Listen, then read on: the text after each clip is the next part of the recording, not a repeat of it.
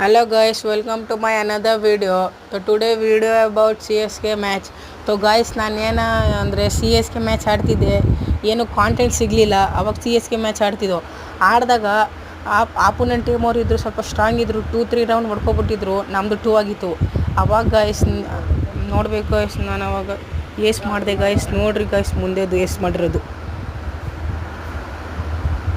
So guys ನಾನು ಕೂತ್ಕೊಂಡು ನೋಡ್ತಿದ್ದೆ ಎಷ್ಟು ಸ್ಕಿಲ್ ಆಗೋದೆ ಅಂತ, ಆದರೆ ಸಿಗಲಿಲ್ಲ ಆದ್ರೂ ನೋಡ್ರಿ ಅವಾಗ ಏಸ್ ಹೊಡೆದಿದ್ದನು.